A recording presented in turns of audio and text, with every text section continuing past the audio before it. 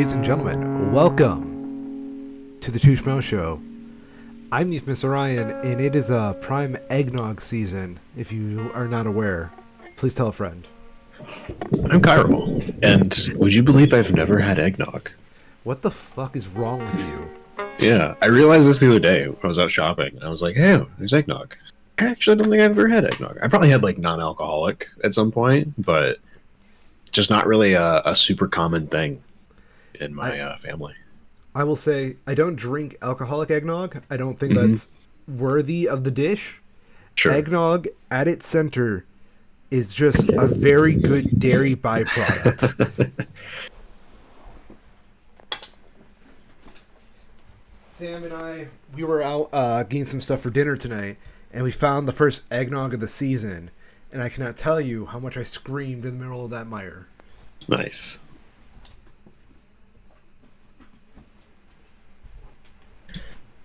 So how's your week been, Cairo? It's been a week. It's turned around over the weekend. Did some Christmas shopping with the family yesterday, and that was good to just get out and go, be a person for a little while. I don't know. It's been a weird week. Lots of stuff happening. It's been busy. I guess we should address the elephant in the room. What's your opinion on the Jake Paul-Mike Tyson fight? So I'll be honest. I really could not give two shits either way. I assume from your comments earlier that Jake Paul apparently won in some capacity, Yeah. but beyond that, I know literally nothing about it. So yeah, I don't know. Is it really surprising? Like they got their paychecks. I feel like once the publicity stuff around it started happening, and you could like really easily tell that Mike was just not giving a single shit. It was over from there. He's in it for the money. He's here for a good time, not to win. And that's pretty much how I feel about it as well. Like, I got really excited towards the beginning of it, the whole decision of starting this fight. Mm-hmm. I'm a bit of a fight guy, for people who do not know. And the idea of Mike Tyson coming back for like a farewell tour on one of America's most hated people, that's naturally a very fucking appeasing idea, if I don't say so myself. However, the more I watched, like, the follow-up to it, the more I just kind of felt like it was become a freak fight. Do you know what a freak fight is, Carol? Kinda, yeah. I get the idea at least. Yeah. So, like, no offense to Mike, because honestly, the dude's a fucking animal and I don't want to be on his bad side ever. Like, this whole thing was beneath him from the beginning. And honestly, if I was Mike, I probably would have, I don't know. I don't know what was going on in that man's head. However, I thought there was no good reason for Mike Tyson to really be a part of this at all, unless it was just for the money. And if it was just for the money, he sure as hell performed like it was just for the money. Maybe it was just a good excuse to get fit, too. Mm-hmm. It's not a bad one. I'm sure he made do very well from the earnings of it. Yeah. That being said, it's been one hell of a last 2 weeks to be a mediocre white guy. Am I right, my fellow mediocre white guys? It sure has been on one.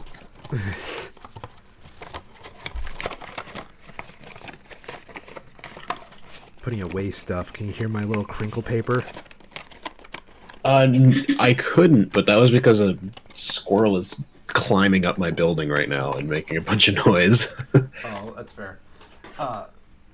Donner, the company that does my pedal board supply, my power supply. Very nice company. This is an official endorsement, even though Donner probably wants nothing to do with me. Cheap packaging. It's nice cardboard, recycled cardboard, I believe. And they pretty much just pass the savings on to you. And for what you get very basic stuff. But man, it is so worth the basic of it, If you don't want anything fancy, Donner is very good at giving you what you pay for. Mm-hmm.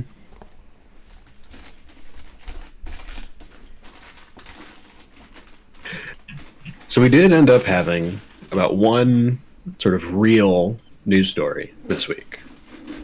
I think it's kind of fascinating. There's layers to it, and that is, well, first of all, we got snubbed. The Onion bought all of InfoWars, apparently. Yes. Supposedly there's a judge putting a stop on that as well. We will get into that because there is definitely some interesting questions raised by the way that it was handled. I just, at a cursory glance, would be very surprised if the Onion's bid ends up being overturned, just given the circumstances around it. But it is certainly a unique strategy that they used in order to put forward their bid to be the winning one, right? So on Yes. the what is this, the 13th, I think, or no, sorry, what was it? It was Monday. It was The Monday. 11th. Yeah. Bidding opened for interested groups or individuals to bid to own InfoWars, all of its branding, social media, physical properties, and supplies, the whole thing, wholesale. And the talk around it was that sort of the major players from the onset were, I believe, Roger Stone was marked as one of, yes, Roger Stone, former Trump ally, long lifetime grifter, con man type. Elon Musk, of course, because of course. And the sort of oddball here is the satirical news website, The Onion, who, just as an aside, have had some phenomenal coverage of the election cycle. And I highly recommend looking up some of their fake election coverage that they were doing at that time, because it is top notch. As always, they don't miss. Agreed. The surprise came in, though, when on the 14th, so that's what, Thursday, it was revealed that The Onion had had their bid accepted as the winning one for the auction.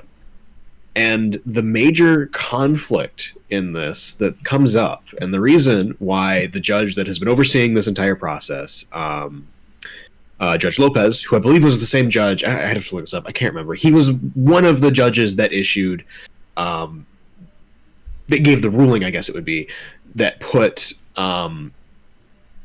Alex Jones into this position of significant debt that he now finds himself in. So he's obviously not like the most, he's not like a super conservative type of guy who's just interfering here to interfere and just cause noise to cause noise. He has a very seemingly legitimate concern over how this ended up being handled. And the main reason for that is that the way that the bids were accepted initially wasn't in a typical auction process. It was that each interested individual was ordered to provide their best and largest bid that they would be interested in paying for it, and from those bids, the current, like, what's the name of it? They had a specific name for this guy. It's like an overseer kind of a thing. There's an individual that's been put basically in charge of Jones's everything to come to the best financial resolution for everybody who is currently indebted to him in whatever form that might be. So his job fundamentally is to get the most amount of money from Jones's property and redistribute it to the people who he has debts to. That includes both the Sandy Hook families, who have been awarded billions of dollars in restitutions for the slander and libel that they had to endure because of Jones and his programming, but as well as his actual creditors that actually do exist, who he is also in debt to.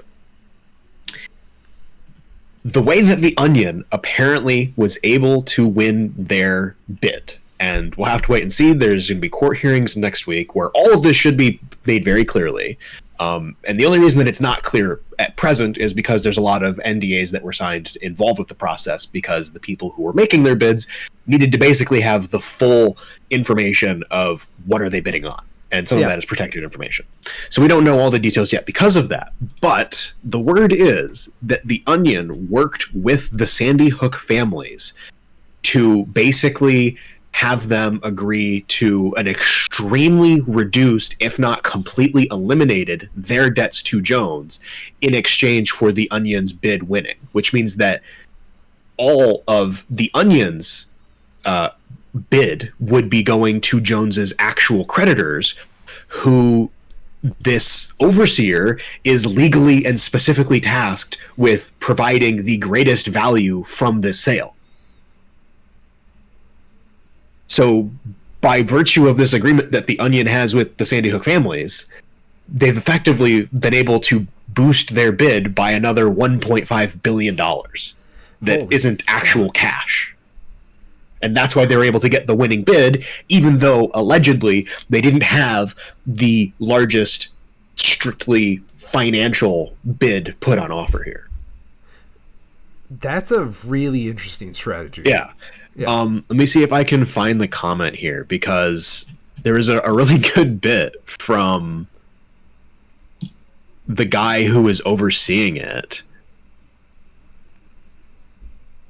where he basically went and was like, when they received this bid, he had to go through and figure out what precedent there was for this. And as far as he could find in this comment that I was reading from him, was that there literally was not a precedent for this, that it was completely new legal territory, and they'll have to figure that out as a result of that. And that's what the judge is overseeing? Yes, that's what they're going to be doing with this hearing next week, is to figure out what information everybody is working with at the time to figure out if this is like a legitimate bid or not, given the unique context of it. I would say that sounds like a pretty legitimate bid. I would agree. So I think I found it here.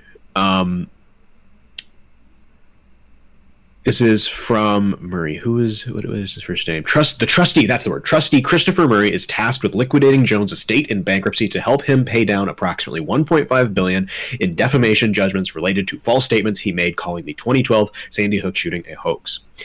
Quote, "I've never seen this before in any other case, and we did a lot of research, and we've never found it," Murray said. "But I've always thought my goal was to maximize the recovery for unsecured creditors, and under one bid, they are clearly better than they were under the other."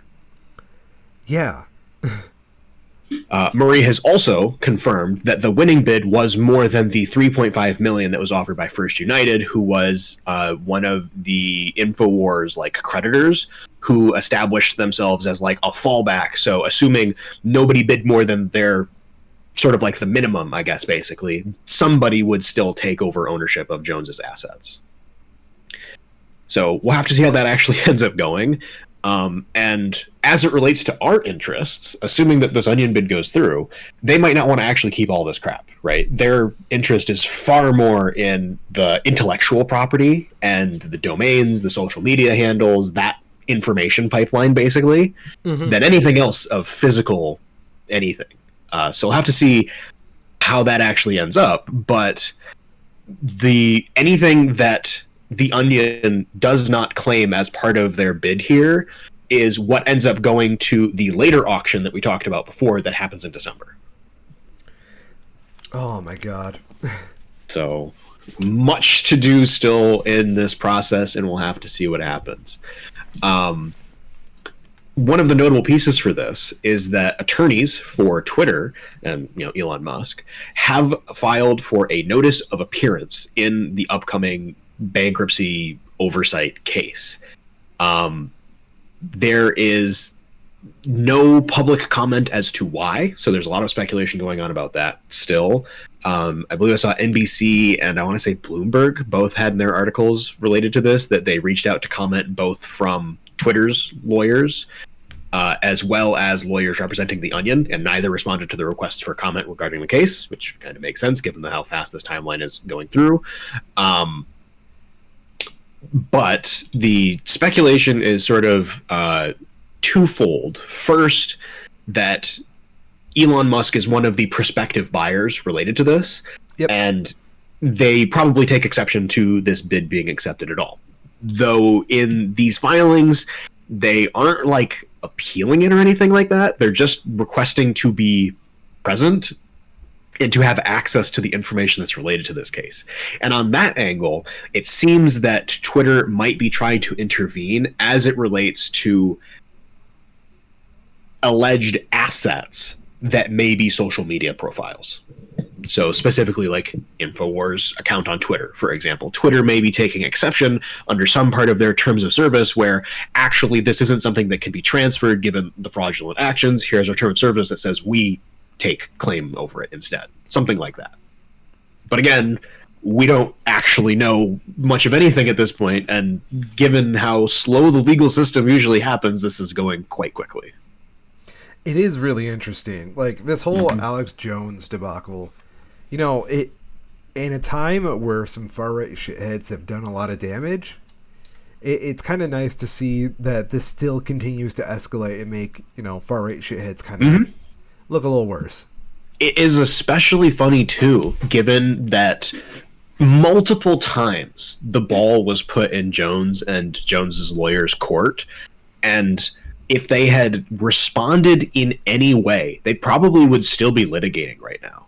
But their complete and total ineptitude and disdain for the legal processes caused them to basically just default and get the summary judgment that was put against them when it was. And it is just completely fallen down around them since. And, you know, can't think of a better person for that to happen to, right? I can think of like three more, but I don't know. He's pretty far up there. He is pretty far up there. Like he is very literally the mouthpiece, right? It does make me wonder what's in it for Jones after all this. Oh, he's acting like he won.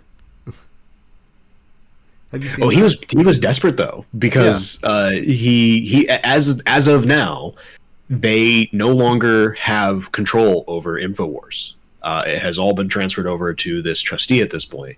So they had what is very likely to be their last broadcast last Thursday.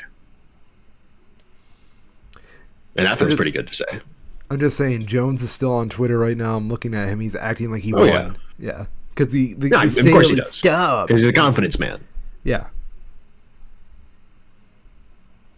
Speaking of Twitter, though, other kind of side story I have related to that is Blue Sky. Once again, Kyril coming here to tell you that Blue Sky is actually really good for now, at least. It's been kind of fascinating. They had, as far as I can tell, their first service interruption this week, and it is solely because there are so many people trying to use it now. That it is overwhelming the capacity that they have allocated for it. Following the U.S. election, they've gained more than 1.25 million additional users, and it is continuing to grow rapidly as that continues. They're up by something like 5 million since the summer, up to a total of 15 right now.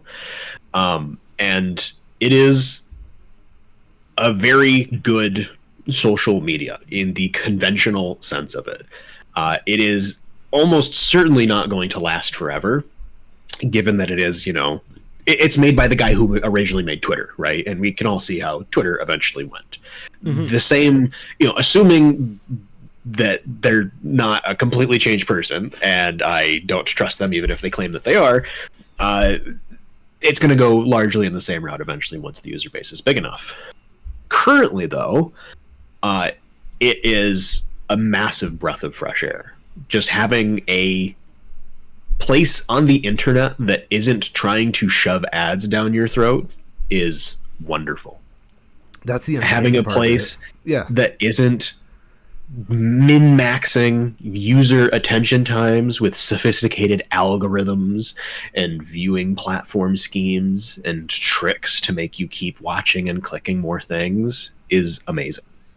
And I highly respect that they, you know, it'll be a disappointing day when they inevitably do, you know, do their sort of a heel turn. They have to start running ads because it's not free to keep websites like this running, though in their defense, they do have a scheme that they're hoping to use to avoid that for as long as possible.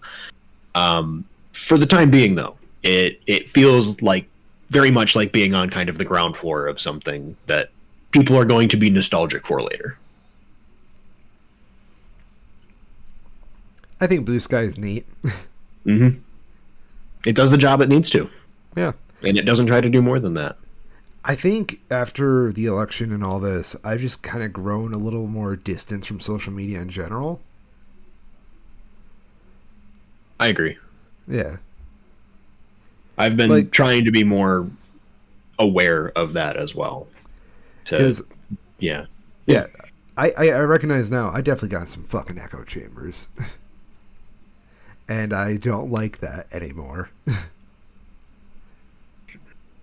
I don't know if that's quite. I mean, I do think in a strict way of describing it, there is probably some truth to that. But I feel like the alternative is not to like so if you want to break that echo chamber, right, that means that you're inviting in just the absolute worst people to put their thoughts in front of you at any moment. I don't think that's a productive way of doing it either, right?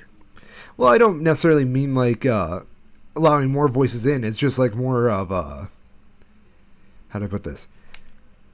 I'm more referring to something on an individual basis where it's more like I just want to get out of that habit. And like it's not like I think that's reasonable.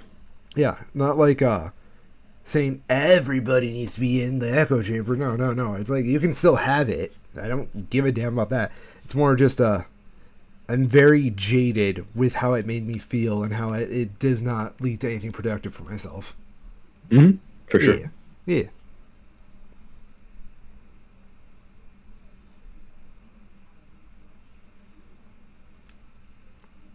That being said, Kyril, anything else you want to talk about for Blue Sky?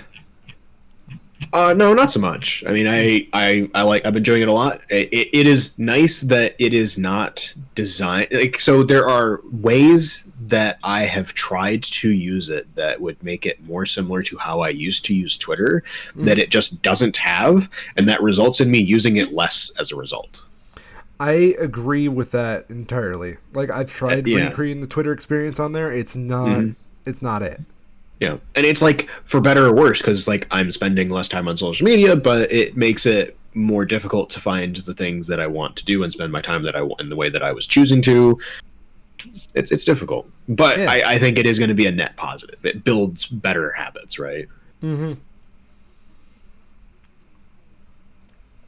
I agree. It's definitely put me more like giving me more time to work on something that's very time consuming for me. I don't know if I want to announce it yet, but been working on something since fucking March. And I will say, with the whole shindig with getting off social media more often, I've probably put down like a total of like 1/3 of that work from March into like the last few weeks. So that's pretty cool. Yeah.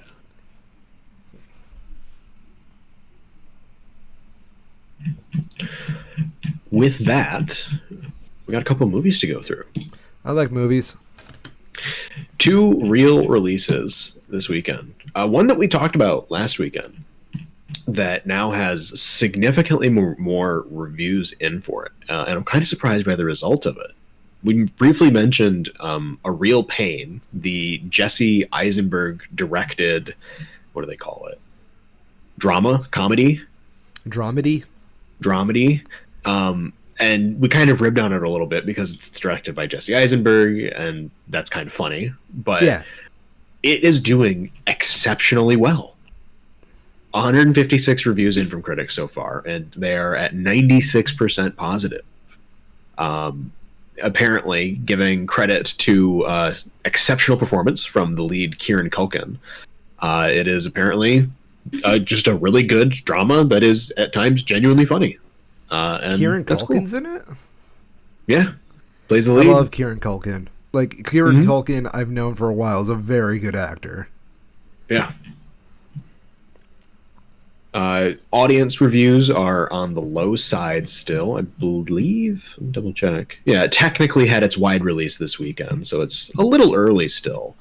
But not as early as I would have expected. But still, 78% for more traditional drama comedy kind of thing. That seems totally reasonable for a movie that hopefully is doing well enough. It's not like, it's a super technically challenging, right? It's not using special effects and green screens. It's just shooting on locations with a relatively limited cast. So hopefully they'll be able to do well financially, because it seems like they've made something that a lot of people are really enjoying. Remember when he was supposed to be like Lex Luthor in the DCEU? Yeah, that's all I can see when I see him now. It's so weird, dude. Like Just that scene on the roof where he goes, Martha, Martha, Martha. It's like, oh my God. Martha. Was he in the Snyder Cut? Oh God, I don't remember. I don't think so. He might have a brief cameo, but I believe at that point he is in Arkham, and they have like what is it? They tease Slade Okay. in one of the like extended releases or post credit scenes or something like that, where he's like supposed to be in Arkham, but he's actually been broken out on a yacht, and they just give the reveal of like the character exists. Maybe it wasn't Slade. It was something like that. Some like B plus A minus Batman villain kind of thing. Enough for people like, oh, okay. And then they obviously never went anywhere with it. Damn. I don't think he definitely didn't have any sort of a major role in either cut of the Justice League. That's so funny. It's just the DCEU. Now that we have James Gunn manning the helm, it's kind of fun to like think of a post-mortem on that. Definitely. I don't know. It has seemed like it's taking Gunn a bit longer than I would have expected for them to get the wheels going, you know? Yeah. But I can respect that more than going in half-cocked and doing just as badly as they did the first time. We will just have to wait and see. It's going to be weird having two Batman. Mm-hmm. For sure. Meanwhile, Marvel's over here with like 8 Spider-Men. That's fair. That's fair. The fact that Toby and Andrew Garfield are now canon to like the MCU, we cannot go back. We are not going back. Yeah. I'm curious. What the hell is actually happening in the DC world right now? Like genuinely, Penguin. I couldn't tell you. Penguin? No, but I mean like film-wise. Oh, they're pretty much just getting ready for Superman. Yeah, they haven't had a movie since Aquaman in 2023. That's a good thing. Timeline? No, that doesn't help. Upcoming DC movies?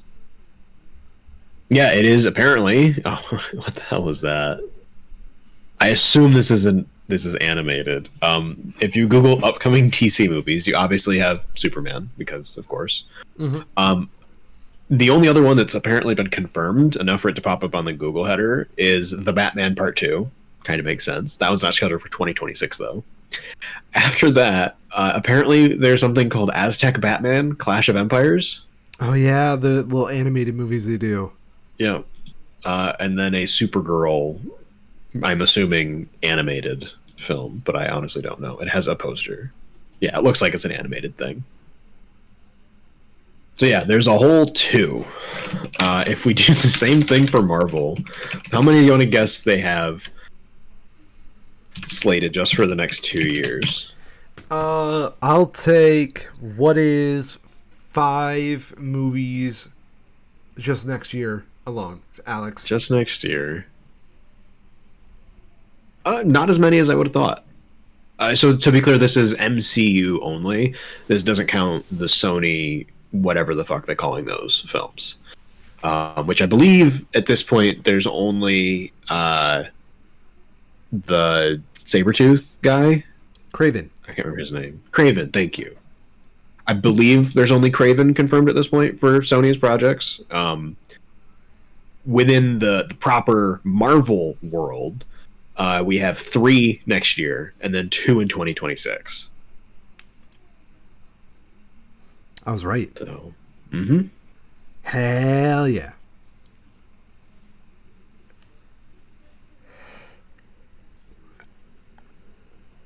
Yeah, very different. And speaking of some upcoming schlock, the other main release this week is Red One. This is the Dwayne Johnson movie that has Dwayne Johnson playing Dwayne Johnson. It also has Chris Evans and J.K. Simmons and Lucy Liu.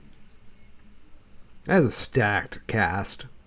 Yeah, it also kind of. I'm curious what other stuff the director has done while I'm saying this, but it kind of also gives away the gist of it, the caliber, right? You don't need to bring in that many people. It's compensating at that point, almost. Yeah. Like, you know that you don't have something that's all that great, so you're overstepping it a little. To great shock, you'll learn that the director is the same one that did the two Jumanji movies. And that's like, what? This feels like a he doesn't Jumanji have a movie. great record, I'll be honest. Yeah. Walk Hard, the Dewey Cox Story was by far his earliest hit back in 2007. From then, he went to go ahead and make Bad Teacher, starring, who even was this? Cameron Diaz and Justin Timberlake. It's a real banger there. Followed it up 3 years later. Oh, I misclicked that. With is this on? Oh, it's just on Netflix now. Sex Tape, again, Cameron Diaz. Is that Jason Segel? Wow, his Rotten Tomatoes picture is not flattering. Oh no. Okay, I gotta look at this. It's just like awkward facial hair. He has such such a memorable face from his time doing like, God, like how long was he on 9 years of How I Met Your Mother. Like, everybody knows him from when he played Marshall on How I Met Your Mother. Just seeing him with facial hair at all feels very wrong, even though he's obviously done other things with his life that isn't that. I can see him doing more dramatic shit. I think that's kind of the thing with How I Met Your Mother that is underappreciated, especially with the way that it ended, is that all of the people who worked on it were very talented. And most of them have gone on to great success in other projects. I mean, Neil Patrick Harris was literally on Doctor Who. That's the barometer of how I gauge an actor is good. Mm-hmm. He's an American on Doctor Who. Like, the only one that I don't know is the guy who played Ted, Josh Radnor. Like, what have you been up to, bud? You just been keeping it quiet? Seems like it. I think so. I can't blame him. What's this? He's been doing some voice acting, it seems. Which, fair enough. Have fun with it. Everywhere he'd go, he'd be, Ted from How I Met Your Mother. Pretty much. He was the voice of Derpleton in 2021's Centaur World. Has a 100% critic score. Dear God, Chris Lord and Phil Miller worked on How I Met Your Mother. Those are the Spider-Verse guys. Mm-hmm. Holy fuck. It had real talent on it. Yeah. Like, oh my God. They know what they're doing. Yeah.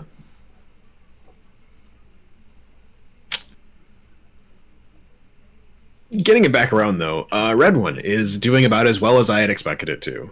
Still a bit early for the kind of film that it is in terms of ratings, but with 119 critic scores, it is at 33%. Wrapped in slick packaging, but wholly lacking in holiday magic, Red One is a ho-ho-hum action adventure. Thank you. Good pun, Rotten Tomatoes. Very cool. Oh my God. I am not surprised by the reported budget of this. Do you know what it is? 156 million. You are low. Damn. Come on, this is a highly animated, full of CG Dwayne Johnson movie. I heard rumors that he doesn't act anymore and they just use CG of his face to get him to emote. That would be very funny. I have not heard that, but I hope it's true. I just made that up. But that being said, there's a knock at my door. I sure hope I don't get punched in the face.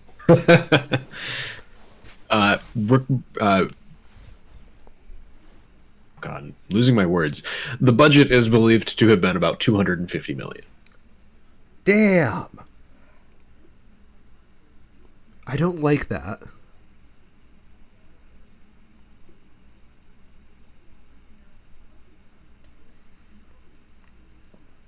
I think I lost Chiral, everybody. No, I'm still here. I'm Damn. skimming through the Wikipedia page. Damn it.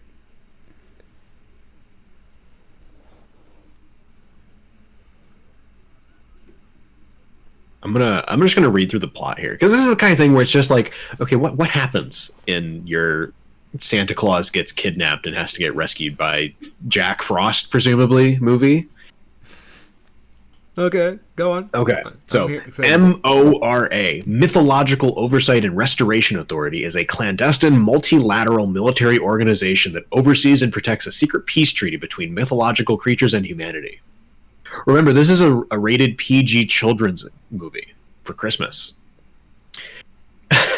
Callum Drift, head commander of Santa Claus's ELF, Enforcement, Logistics, and Fortification Security, requests to retire after one last Christmas run, as he has become disillusioned with increased bad behavior in the world, exemplified by the growth of Santa's naughty list.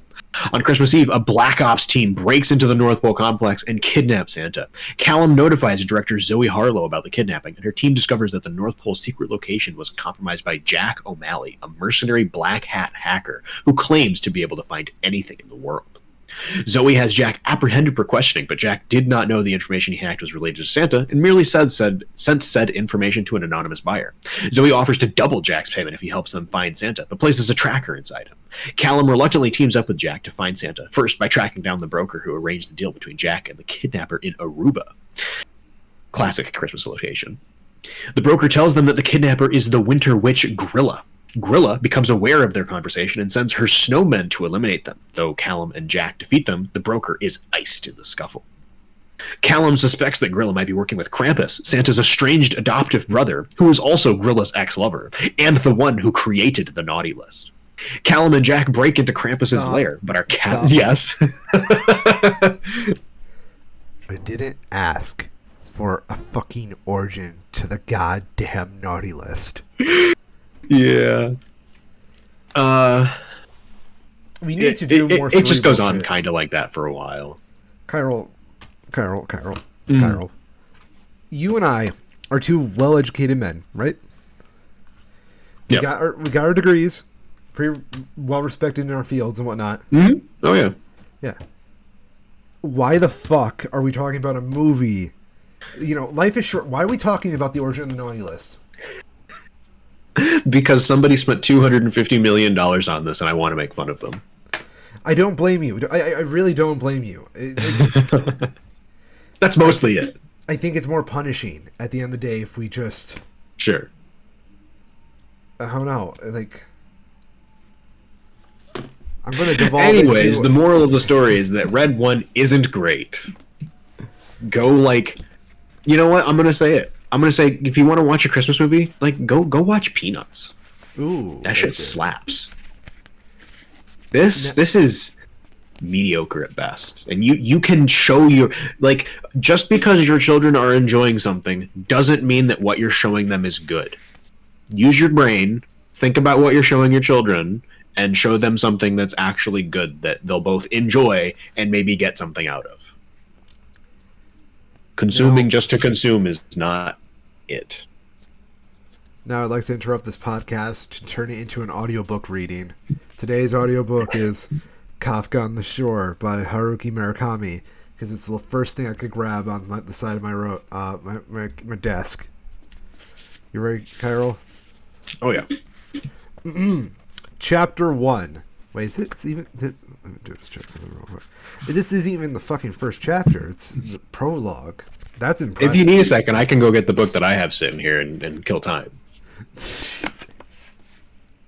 I'm sorry. It broke me. I'm a little broken inside right now. To know that Dwayne "The Rock" Johnson is in a holiday film about saving J.K. Simmons' Santa. Mm-hmm. From Krampus, who is his estranged adoptive half-brother or whatever, and also made the naughty list. And that the naughty list isn't like a list, it's like a magic thing. So you're all set for money then? The boy named Crow asked in his typical sluggish voice. The kind of voice like when you're just woken up and your mouth still feels heavy and dull. Fascinating. Sorry, we needed some intellectualism in there, so I thought literature might help. Who wrote this movie? I need to look this up. Who wrote this movie? Screenwriter Chris Morgan. Can we dox him real quick? You're never gonna guess who he works with almost exclusively. Try me. Dwayne Johnson. Does this man just have his own fucking writer? It kind of seems like it. So his screenwriter credits, because most of his stuff is as a producer, he is credited as the screenwriter on 3 whole movies. Fast and Furious Presents, Hobbs and Shaw, Shazam, Fury of the Gods, and Red One. Now, at credit, I don't know if Dwayne is actually in Shazam, but it seems kind of fucking suspect that he just happened to write the movie that came out like in the same DC universe like minutes after Black Adam. That's so weird, dude. But otherwise, we're 2 for 3 here. And one of them is this is half of the movie that is Dwayne Johnson. And then this one. He's also an executive producer on Fast X, because of course. I don't know what's up with Hollywood and just getting like these dog shit tier like writers lately. And you know, I'm sure he's actually a very talented writer, Chris Morgan. It's probably fine. Yeah, I'm sure. Like he like is... okay, I'll say I've seen Fast and Furious, Hobbs and Shaw a couple of times, and for what it is, it's totally fine. It's entertaining. Like, I'm not doubting Chris as a writer. Mm-hmm. I'm just saying like it's more the studios letting him turn in stuff like this. And it's not like he probably wants to write this kind of shit. It's more like he's probably getting a paycheck at the end of the day. But come on. Come on. Chris, I know you're listening. I'd like to present to you a challenge, right? Please write a movie that is an adaptation of Kafka on the Shore, as I'm holding in my hand.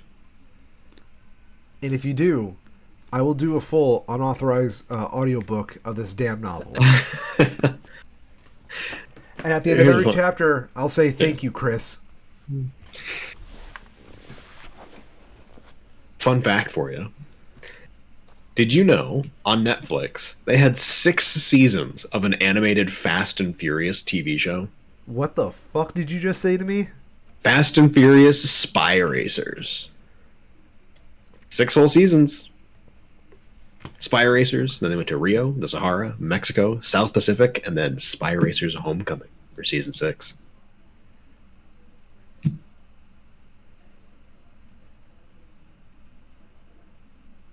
Motherfucker, it's real. What the fuck? No, I'm not making this up. The only reason I saw it is because it's his only TV credit for Chris Morgan as an EP. I had to see it to believe it. Yep. 4 out of 5 on Common Sense Media.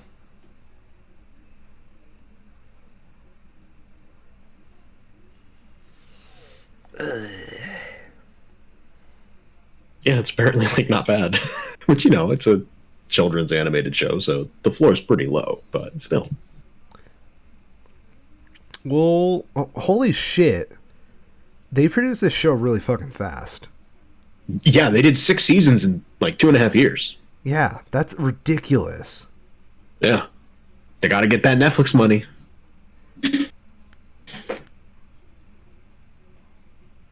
I don't know if I'm afraid or if I'm impressed.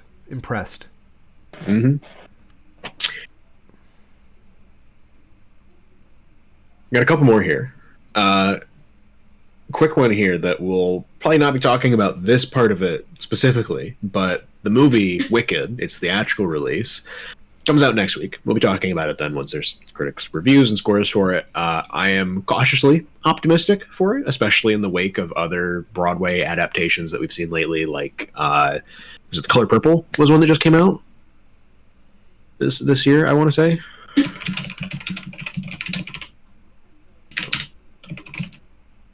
Let me double check this.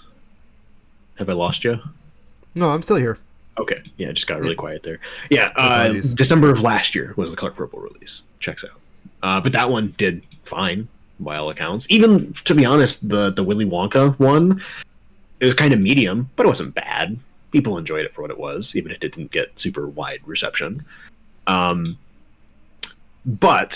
the story of Wicked this week is that Mattel has released a series of dolls to commemorate and capitalize on the movie's release. I know what you're talking about now. Oh my god. They had a typo on the packaging for the dolls. Yes.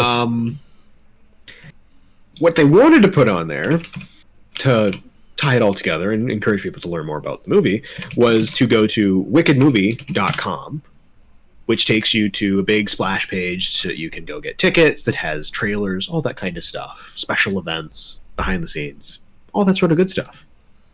They forgot to put the word movie on there, though. So on their boxes, it just says wicked.com. And wicked.com does not redirect to wickedmovie.com because it's already owned by another company. And they make a very different kind of toy. Oh, no.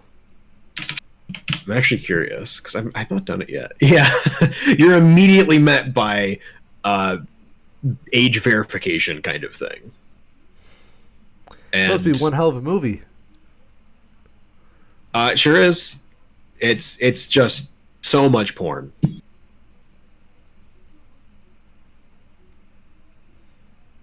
Just all the porn. Do you think they're going to do a Wicked porn parody? Do the crossover? That would be great of them to do that, to capitalize. Just be like, hey, we know you're not here, but maybe give this a try. Yeah, you might know us from the free advertisement for those dolls. Yeah. This is why you need a parent's permission before going online, by the way.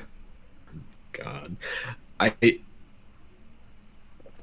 I'll preface this by saying that I am 99% certain that the way that this happened is some overworked, under-supervised individual just made a typo on the packaging, and nobody thought to check that wicked.com was actually a web address that they actually owned.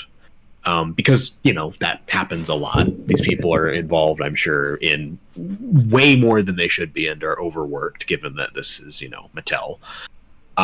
But apparently, back in June, Mattel did announce that they were going to be starting to use generative AI to assist with their packaging design processes.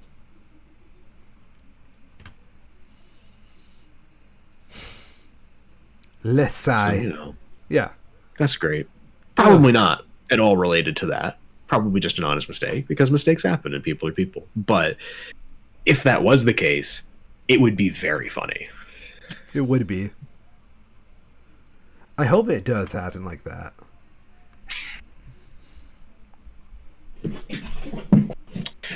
Last piece that I have for today. I saw a movie last night. It was really good. What movie? Conclave. We talked about this, I think, last week, because we missed it when it released the week before. This is one that caught my eye when I think when I went to go see Joker 2. They had a trailer for it. And I was just like, oh, hey, that's Ralph Fiennes. I like Ralph Fiennes. He's really good in a lot of stuff. So Conclave, let me see what the spiel here is, because it feels weird to say for a movie that is a political, religious film about electing a new pope. I don't want to spoil it, because it has some, not unexpected twists, but the kinds of twists that would be in this sort of a film, and they land really well. Thinking back on it, the only aspect of it that I really thought was worthy of any criticism was weirdly the score. It felt very out of place at times and kind of at best by the numbers compared to everything else, where this movie is very well written, surprisingly well written, and shot very well to go along with it. But then you just have this kind of awkward, out of place score where they have these stings and harp chord kind of things to build tension, and that kind of stuff that you'd almost expect in a horror movie rather than a very serious drama about the intersections of faith and politics. Holy fuck, the writer's done very fuck all. Right, and that's kind of the thing with a lot of the people involved with this. This isn't like there's good casting here. Ray Fiennes, Stanley Tucci are phenomenal. John Lithgow is not the be all end all, but extremely talented still, and has his highlights to say the least. I mostly went into this expecting to have just to get to see Ray Fiennes being Ray Fiennes and doing phenomenally and being him, because he's a very good actor. And I got a hell of a lot more than that. Excuse me. I'm just going to go through the little blurb they have here on Rotten Tomatoes. Conclave follows one of the world's most secretive and ancient events, selecting the new pope. Cardinal Lawrence, played by Ray Fiennes, is tasked with running this covert process after the unexpected death of the beloved pope. Once the Catholic Church's most powerful leaders have gathered from around the world and are locked together in the Vatican halls, Lawrence uncovers a trail of deep secrets left in the dead pope's wake, secrets which could shake the foundations of the church. Hell yeah. It's I am gonna have to look back once we get into next month and we get to sort of like the year roundup. This might be my favorite movie of the year. Are you serious? I am. It is almost definitely between this and Dune Part 2, and Dune Part 2 might take the edge just by the sheer cultural weight that is behind it now. But in terms of my being engrossed in a film in the theater, bar none, this one. I will say, and Kyril, this is a little bit of a now that we're at the end of the year kind of thing. Yep. I think I may hate Venom 3, everybody. I was offered... I think it was inevitable, honestly. I was offered the opportunity to go back and go see it again. Mm-hmm. And I thought that would be the biggest waste of my time. And I kind of had to sit there for a moment and think to myself, I guess I didn't like that movie as much as I did. The ending is still pretty red by my estimates, but unless you go in blind, I don't think it's worth going back for that. I think that's reasonable, though. Venom 3 very much falls into the sort of I would call it roller coaster philosophy of being a film, where you're going there to experience a thing that you haven't experienced before, and once you've experienced it, you kind of know when the twists and turns are coming up, and it's never going to hit quite the same way. Yeah, I will say that. You can only listen to the Exposition Squad once before you kind of realized, oh fuck, I need to get out of here. Mm-hmm. That is one of the benefits of seeing movies multiple times, is that it really helps make exposition heavy sequences stand out more when you realize you're just sitting there and sitting there and sitting there and waiting for them to be done so you can go back to the fighting.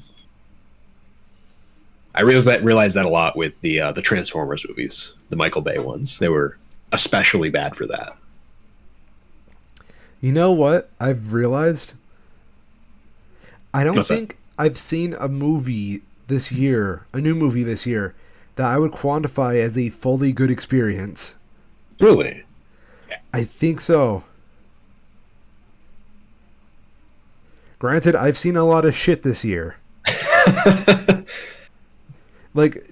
Okay, Joker, right? Joker is probably the best movie I've seen this year, and I can't even recommend that for just the average Joe to go watch. Yeah, that's reasonable. You have to be a self-hating masochist like myself. What the fuck? Oh, okay. Google Gemini just decided to text me, by the way.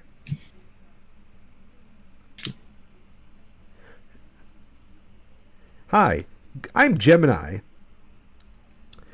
In Google Messages, chat with me. Fuck no. Get the fuck out of here. I'm skimming through. Yeah. I'm just skimming through the releases this year. On IMDb, they actually have a really helpful page that just is all of the releases between January 1st and December 31st of this year. It sorts it by default by popularity, though, which I think is kind of fascinating because it's very recently biased because of that, where you have, like, Venom is apparently the #2 most popular film right now, which is a bit odd. I will also say I saw Woman of the Hour this year. Woman of the Hour is probably a very good movie as well, I will say. I have a couple of problems with the writing, but overall, it's a solid film. I'll say that's probably Joker I respect as an artistic vision, especially with the hashtag clown sex scene. Yeah. No one ever believes me when I say it that movie has a clown sex scene, but do you verify that is true, Kyril? I can. Yeah. So the clown sex scene, obviously, but Woman of the Hour is probably the best all-around movie I've seen this year. Deadpool and Wolverine? It's okay. I mean, it's not bad. Yeah, like, it's Right. fun. Yeah. Yeah. There's been a lot of movies. It's been a long year, everybody. I didn't realize how It long has. this year is. I need to go. Let me see if I can do that real quick, actually. It's probably easier for me to go into my email where the tickets get sent to. But I'm curious, like, what all have I seen this year? I've seen a lot more movies than I normally would this year. And honestly, most of them have been pretty good. I have a pretty good success rate this year. It's like Conclave was good, Deadpool and Wolverine was fine. I saw Alien Romulus like 3 times, so that kind of weights it a bit unfair, really. Hi, Wayne, I hear Furiosa. you. Oh, sorry. Yeah, she's waking up. Furiosa I enjoyed it a lot. Criminally underrated in my mind. Fall Guy was fine. Dune Part 2 was great. Sisu was a pleasant surprise. Yeah. I don't know. I'm pretty positive about my movie watch that I watched this year. But then there is, like, Megalopolis stands out like a fucking giant ass pimple in the middle there. I saw Inside Out 2 this year, and I've totally forgot. Oh yeah, about there you that. go. Yeah. That, I don't know. Could you say that I can argue it's a very good movie, like very worth your while. But, like, if I have to be reminded I watched it, does that mean it really made an impact? I think that's fine. Okay. No, a lot has happened these last couple of months, dude. It's totally fine. To be honest, like, after July, it feels like it went to a whole nother year. Mm-hmm. Dude, even with work stuff, holy fuck, it's been a long year. Oh yeah, Twisters came out. Twisters did come out. It's honestly, I think when we look back, come December, because there's quite a few more releases that we're gonna have to wait and see how they end up being actually ending up. But I think when we look back on, like, what all released this year, it's gonna paint a mostly positive picture. I mean, I'll say this: this has been a year of many highs, but, like, for every high, there's been a low. For sure. I will say, though, compared to most years, the lows this year have at least been interesting to talk about. Right? Yes. It's not like, because I just have my stuff here pulled up, so I'm seeing some of last year's. We didn't have like an Ant-Man and the Wasp Quantumania, Borderlands. where it's just, but that was just bad. I mean something that's just kind of boring, Okay. Like, who actually went and fucking saw Borderlands anyways? Let's be real. Masochist. Like, all 3 people, and they agreed it was bad. I'm curious what it's up to right now, though. I'm gonna check this because I'm sure it was. I think in like single-digit percentages at the time we last looked at it. Oh, it's up to a whole 10%. Oh, hell yeah. An amusing sign of how unreceived it actually was. And this is a fun thing now that Rotten Tomatoes has changed their audience scores over to the popcorn meter. And the way that they do their verifications for that and when it crosses its thresholds is that Borderlands, which was how much money, what budget did they have for this? It wasn't small. It was like 200 million? Let me get on the Wikipedia here. Oh, no, I do not want the video games. Well, I kind of wish I had the video games. $120 million budget. There's less than 1,000 audience reviews for it on Rotten Tomatoes. That makes sense. So, like, it's not great.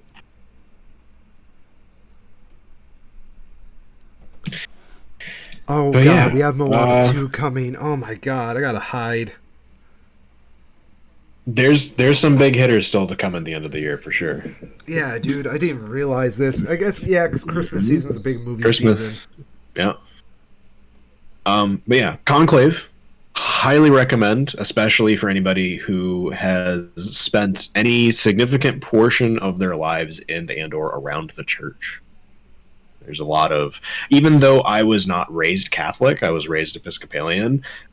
The iconography, the symbolism, just the general, visual language that is Christian churches. Yeah. It's so obviously pervasive once you get to the level of the Vatican that there's a certain amount of just intrigue that alone builds. I need to watch good movies. There was an interesting review I saw for another film that I've been considering seeing, but I decided to see Conclave this weekend instead, and I think I made the right choice for myself. Heretic, the A24 sort of mystery thriller kind of thing with the two, I think they're Jehovah's Witness girls who get locked inside a guy's house and have to challenge their faith basically, or affirm their faith in order to get out alive. Oh yeah, Heretic. Saw a really good review of that from Chris Stuckman, I believe his name is, on YouTube, where he was talking about his experience because he used to be Jehovah's Witness. So the idea of, being Jehovah's Witness, going door to door and encountering somebody like this hit very close to, in a personal way for him, that it necessarily wouldn't for a lot of other people. And I felt like I had a similar experience to that with my own experiences in and around the church when I was younger.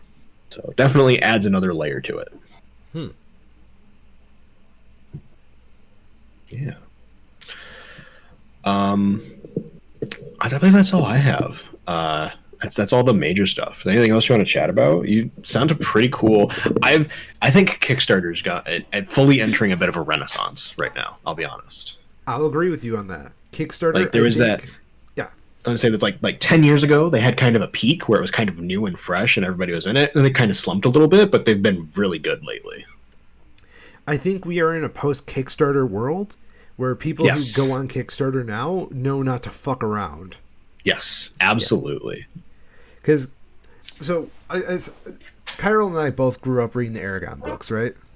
Absolutely. I have my first edition somewhere still. I have a couple of books around here. I think I have a first edition of Inheritance, but my one of Bazinger got broke. So very rough. That's tragic. Books. But makes sense, though. Yeah. But yeah, so I sent him a cool statue that they're doing a Kickstarter of. And I was like, I can imagine this is going to be the Disney Plus show's model, but a little more simplified. Mm-hmm. I like it, though. I know that there's been official concept type art in the past, but most of the artwork, particularly for the covers that has accompanied the books, has been very stylized. Yes. Into a sort of a medieval vibe to it. And it is cool to see realistic, this is what we want the dragon to have Saphira look like. It's cool. It is very cool. You know, I was listening to actually a video the other day that went into more of the history of like how Paolini got that book published back in the day. And you know, like I kind of want to highlight that story a little bit because I feel that, especially for our generation, it was kind of mystified a lot. Yeah. So for those of you who don't know, Paolini was like what, 15, 16 when he first wrote that book? That's something like that. Yes. Yeah. Very much still a minor. Yeah. He was a minor when the book was published. And when you're growing up as a kid, that pretty much registers as you are pathetic compared to Christopher. So Christopher Paolini's been this mythical figure. But what I didn't realize is people like to call him a Nepo baby because his parents own a publishing company. Yeah. And for what it's worth, he did get published under them first. However, they didn't sell shit of those first editions. And it come to find out, he would basically consider it like a loan to his parents for the publishing and go out and promote the book to try and get the sales, make up for the total and whatnot. Yeah. And it was pretty much through his like constant like child labor of going to promote his own damn book that he actually caught the attention of a fellow kid who read the book, and his dad happened to be an author, and that dad read the book as well since his son was so enamored with it. And he met Christopher at one of those promo events because he was, again, working his ass off. And he decided to take Christopher under his wing and re-edit the book so that he could get Christopher more of a literary agent, get him out of an actual big house publisher. Definitely. And I think that's a very cool cool story. Yeah. Yeah. Obviously, getting a pretty significant step up to get the start to it, but I don't know. I think it's very hard to find successful people who didn't have some amount of luck on their side at some point. Mm-hmm. And some of it is more earned than others, but it's just, that's life. That's life. On the Kickstarter stuff, though, have you heard of Trench Crusade? No, but please go on. So, Warhammer, right? Yeah. Trench Crusade is a Warhammer-like tabletop war game, I guess would be the best way of describing it, that is set in an alternate post-World War One environment where during the course of World War One, basically like hell kind of opens up. Okay. They had a Kickstarter that closed recently that just finished at over $3 million. And I am not a backer, but I have been following it because there was a moment during one of the Warhammer drama things that Games Workshop was basically just they basically told the like outright Nazis and assholes to like go kick rocks. And the Nazis and the assholes were like, well, fine, we'll go over to this new thing on Kickstarter that's coming out, and we'll make that our place. And the Trench Crusade guys were just like, nah, fuck off. So they got a lot of really good press from that aspect of it just by telling the pieces of shit trying to infiltrate their thing to go to hell. But I have found it fascinating because their goal for this was like 60 grand or something. Yeah, $66,000 was their goal, and they made over 3 million. Their response to the overwhelming support they have gotten on this has been one of remarkable earnestness, where they have come out and basically said, we are extremely grateful that you guys have allowed this to happen, and we are extremely excited to see where this goes, but we aren't quitting our day jobs yet because we know how this Kickstarter shit goes when people get ahead of themselves. So just be patient with us while we figure it out. I respect that so much. Yeah, it was just so cool to see this medium that has been fraught with people getting so far in over their heads for so long, to have somebody just be like, "Now we've seen how this plays out. We're good for now. We'll do what we promised, but we're not going past that yet." There's been like whole fucking what's the word I'm looking for? YouTube channels started on just narrating the fall of Kickstarter projects. Mm-hmm. Do we have to even address Yogg's Ventures? Do you know about that? Vaguely. Yogg's Cast, back in the day. Big YouTube channel for Minecrafters. They wanted to do their own fucking video game. However, that did not work out. Long story short, they mishandled the money so much, they just straight up ran out of all the Kickstarter funds. Mm-hmm. What I immediately thought of when I think of, just bad Kickstarters being covered on YouTube was iDubbbz's Kickstarter crap series. Oh, yeah. Where he had like 100 videos of just dumb Kickstarter things and him making fun of them. I love the ones where it's like they make their items look really amazing, right? Yep. And then their like reward tiers are like $10. You get the item. Yeah.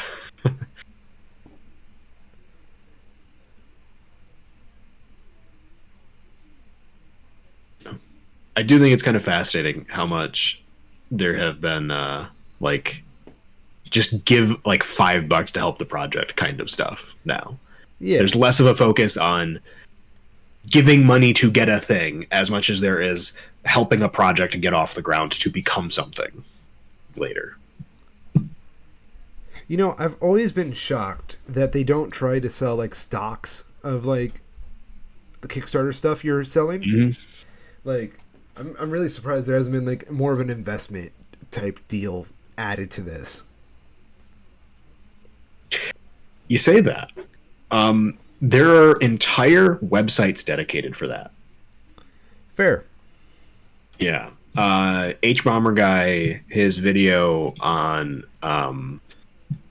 the Roblox oof that ends up going into more of an I guess you could say like an expose on Tommy Tallarico, covers a few of those websites in passing where Tallarico is trying to get funding to start some video game console, and it's basically like it is Kickstarter for like LinkedIn.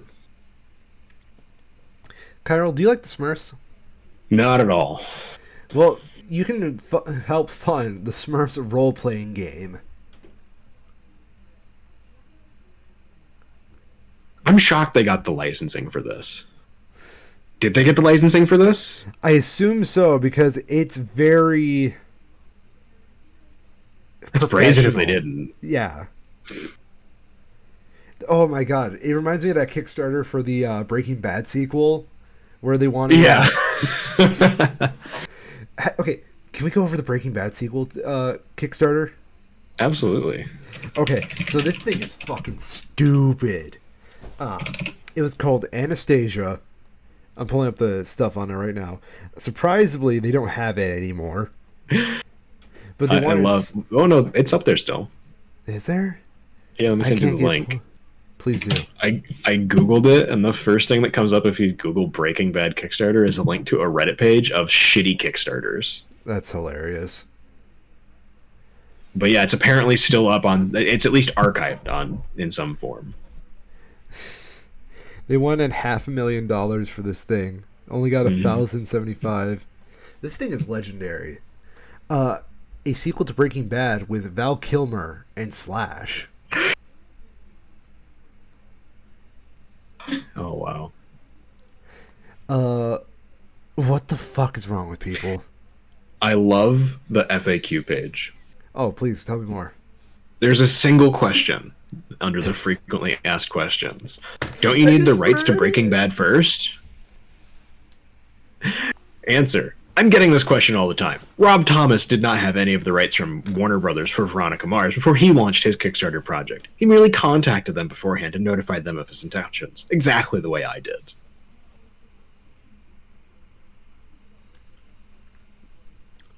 Don't you need the rights to Breaking Bad first?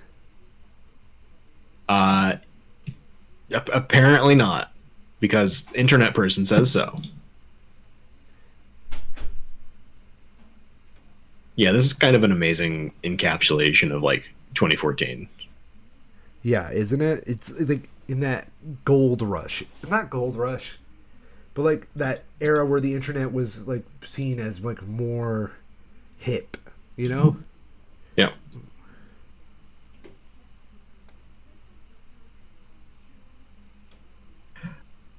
These tiers are pretty funny. This is the thing that's completely changed now, is how people, like, you'll have 1 or 2 tiers, not 50.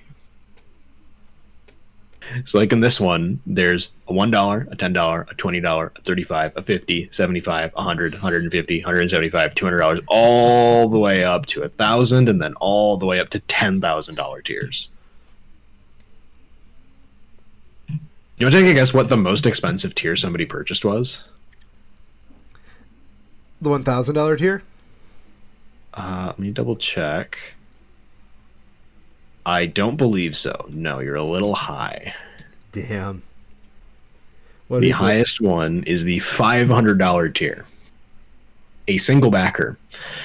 At that level, you'll receive the updates, the script in PDF format, the Anastasia t-shirt, the coffee mug, and the 8x10 photo, plus a very limited edition top secret art design t-shirt. No one else can get this t-shirt but you. Dude, $500. Dude, he relaunched the program, the project again. Yeah, I think it just links back to the same page, though. No, it's a different one. He lowered the funding goal. Instead of $500,000, he won $100,000. Huh. It links back to the same page when I try that. Maybe it's just dumb. But yeah. That's weird. I mean, it is dumb, but yeah. Here, I'll put the second one in there so you can see it. Yeah, let me see this one. Oh, God, it's even worse. Yeah. This one, it definitely feels like he tried to copy-paste stuff. He's like, I didn't think about why the other one wouldn't work. Mm-hmm.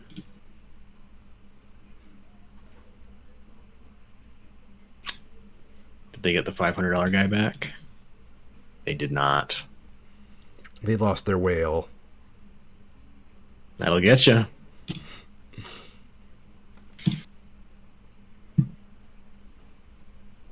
So yeah, what the hell is up with this Smurfs? It's literally just an RPG, like just a D&D style RPG. Yeah. Wild. Isn't it? This would be like if I'm going into someone's house, meeting them for the first time, and I see this on their bookshelf. That is the biggest of red flags. I am walking out your door if you have this on your shelf. Damn. I just... Like, because what this tells me, right, is that at some level, you have the desire to roleplay as a Smurf. And I can't trust you with that note in mind. It's just irreconcilable. Now, are you role-playing as your own Smurf, or as one of the existing ones? I don't think it matters. I think it does matter, because I could think of some really fucked up Smurfs.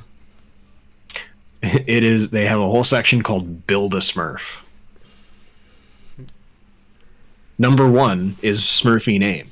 What would your Smurfy name be? You ready for this? Mm-hmm. Dry heaving Smurf.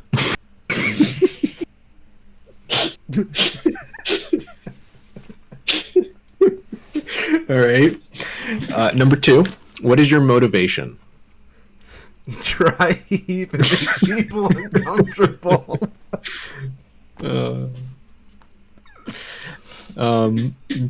Your attributes. I go. Oh, I'm sure they have something for this that's like more specific. But yeah, please go ahead. I go.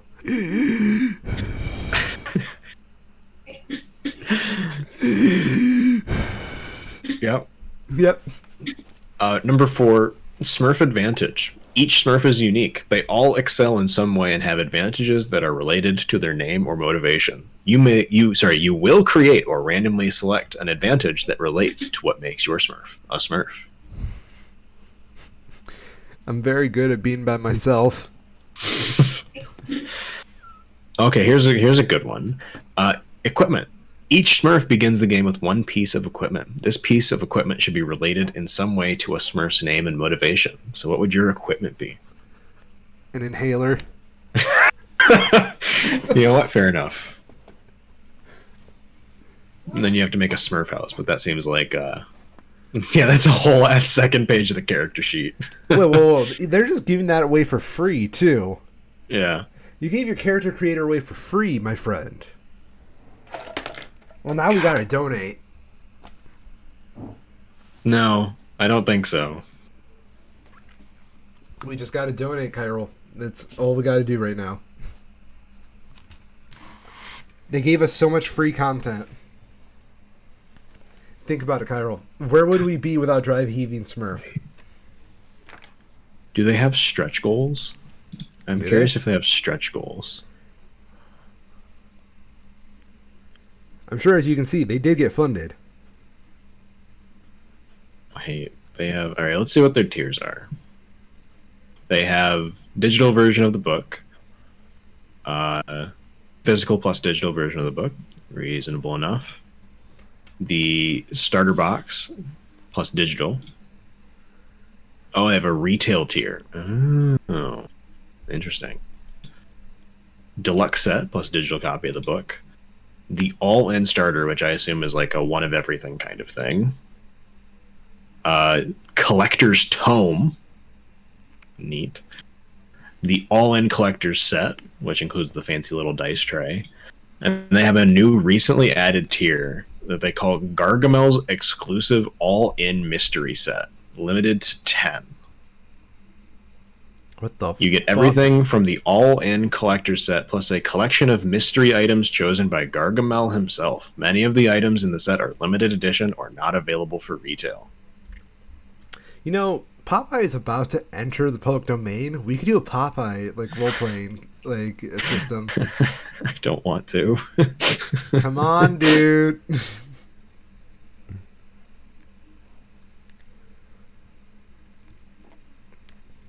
That's kind of wild. Wait a minute. What's that? So let me double check something here. I would never say that they're doing anything nefarious here, but I'm just kind of surprised at the distribution of the tiers that they have for their backers. That's kind of crazy. Wow. I guess it's just all those Smurfs super fans. They have 101 backers at the $350 tier, 130 at the $200 tier, and then what was the other one? 447 at the $59 tier for the starter box. But I'm surprised that there's not more for like just the rulebook tier. It's usually not. There's only 8. It seems just weirdly low. So I'm not sure what's up with that. You know, I guess Smurf fans know what Smurf fans like, and they gotta get it. I was wondering how much of this is like money laundered. I don't think so. They're very quickly approaching like the producer's level of, oh shit, we actually made something that people apparently want, if they were. I mean, I want to play as Dry Heaving Smurf.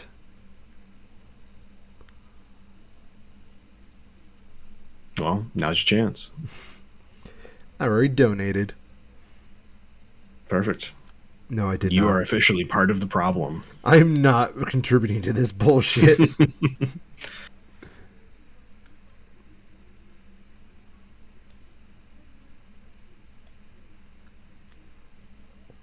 Any other Kickstarter projects you would like to highlight? Not in particular. I will say that my recent endeavors on Kickstarter have usually been related to like magic artists trying to do something. That's been a really enjoyable thing to see take off the last couple of years as they've had more relationships built with like the people who make playmats, right? Just neat to see how that goes. You know, okay, I'm going to say this now and I'm going to regret this later. Going through the art tab, very impressed by the lack of AI.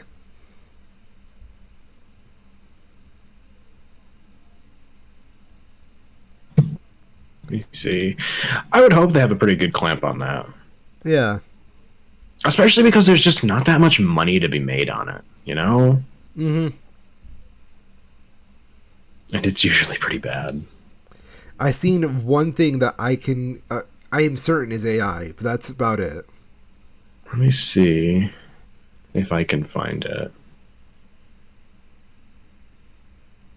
Interesting.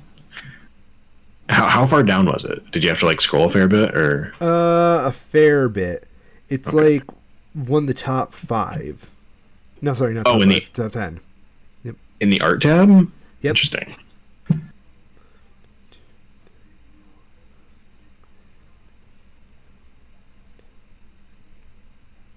Is it the Oracle deck thing? Sorry, top 20. Top 20, okay. 2, 3, 4, 5, 6, okay. The only one that I was really seeing that immediately stood out is just like, hey, wait a minute, is this thing called Cinnareed's Calgary? Yep. Okay, yeah. That's AI. I can look It's that up. hard. Let me see. Oh, yeah, no, it 100% is. Yeah. Looking at the posters now, I see what you mean. Those lights are not shining on the posters, yet the posters still have light. Well, try to read any of the posters. Oh my god, I don't wanna. You can't. Yeah. That was the giveaway for me. As I was looking at it, I'm just like, that's weird for a 3D rendered thing for whatever they're trying to do.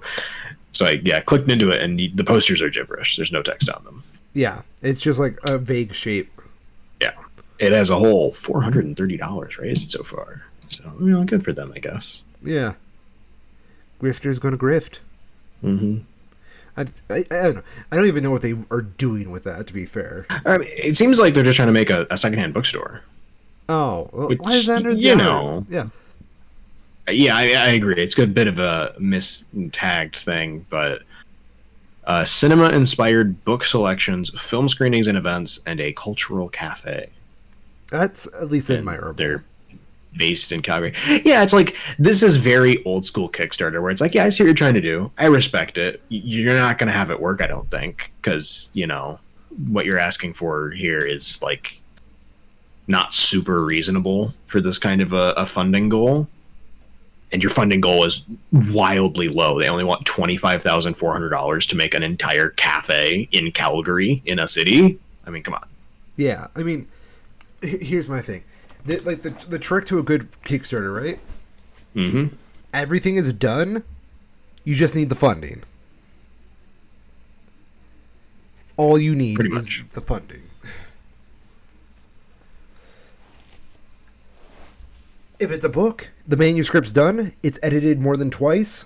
All you need is publishing for funding. Publishing funds. Alternatively, and I guess this kind of falls in the same way, you need a very compelling proof of concept. Oh, yeah. Because, like, in the case with the Trench Crusade campaign, they obviously didn't have all of it done, but they had the rules book and the model designs, like, I'd say halfway there when it first started being talked about. And it was enough for people to be like, yeah, I want more of this. Good point. But I guess I agree. I guess I actually kind of do agree, where what you have that is done needs to be enough on its own that even if the rest of it doesn't happen, you're still not unsatisfied with what you get. Mm-hmm. I'd agree in that regard for sure. And I think that's why things like board games do so well on Kickstarter, because they're not that hard to. Well, I don't want to sound rude, because like obviously there's a lot of art and like management and whatnot. It's not hard to show a concept on those.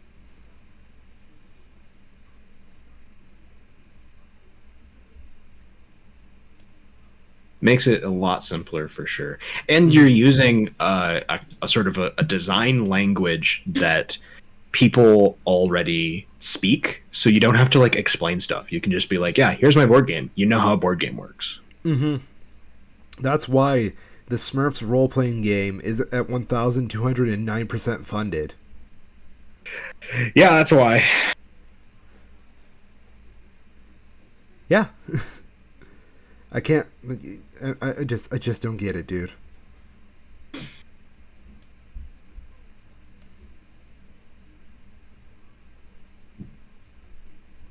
I'm finding it interesting.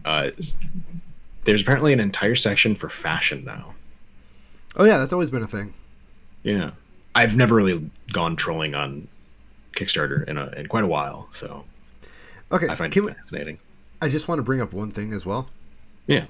I want to respect Kickstarter for not fucking with the design in like the whole 10 plus years it's been around. Right? This has been the same shit since day one, and I just realized that now.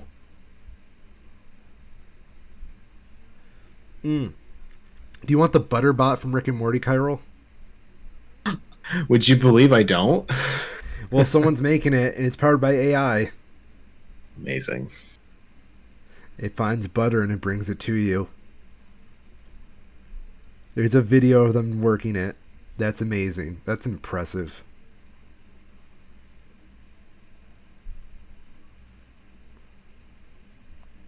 I'd be curious to see a statistical breakdown of what number of projects actually succeed, because I would not be at all surprised if it ends up looking in the same way that like Twitch does, where it's like 95% of all money goes to the top 0.1% of projects. I don't want to say it's that because I feel like I'm seeing a lot, but I don't know what's on here all the same. You know, I'm only seeing the tip of the iceberg.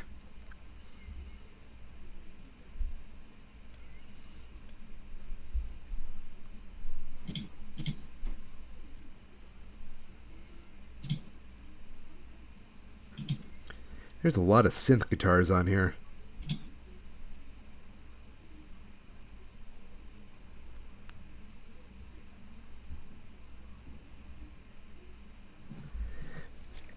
Anything else you would like to go over before we end the show, Mr. Cairo? I don't think so. I'm pretty much at the end here. I am too. In that case, my name is Orion, and I await your Kickstarters. I'm Cairo, and I'm also a schmo. Hell yeah.